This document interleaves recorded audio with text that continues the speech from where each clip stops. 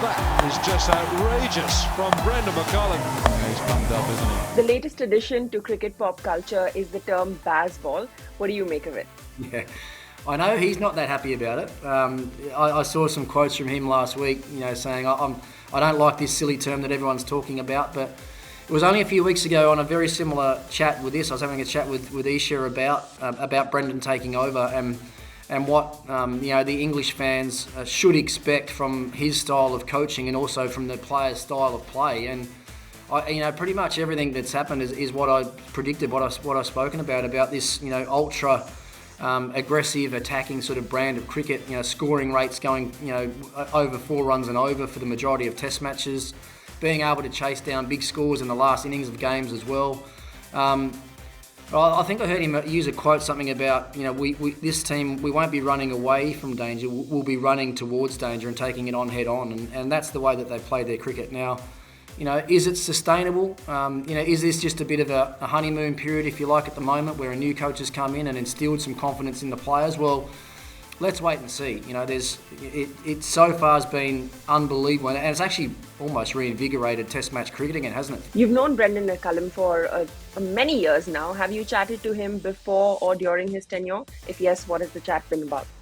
Yeah, I spoke to him a bit before because he was about to accept the job right in the middle of the IPL, or towards the back end of the IPL, and we interacted quite a bit through that tournament. I actually thought that he was a great choice of coach for where English cricket was at. I also felt that taking on the job for someone like him at that time was almost a job that you couldn't lose in, because England had performed so badly for a long period of time that coming in with a new, fresh attitude, I thought, and with enough quality players there, I thought that he could change things pretty quickly. So. But it might be the Australian coming out in me. I haven't reached out to him to say congratulations. It's just a little bit hard for me to sit back and watch England play so well. So I'll wait until the Ashes starts, and then I'm sure a bit of banter between he and I will start up then. If the Ashes were to start in August 2022, which of the two sides do you see winning it based on current form, and why?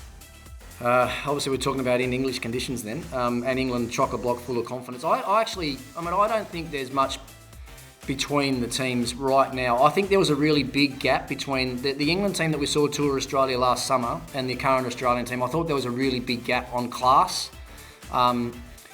And a couple of their batsmen in particular, I always felt that they were going to find it really difficult to score runs in Australia. But what we've seen, New Zealand and India, or India's attack in particular, has been outstanding for a number of years now. And the England batters were able to cope really well against that. So, who would start favourite? That's a really good question. I think probably just on the back of what they've done and in their home conditions, England probably would start slight favourites if it was to happen next month.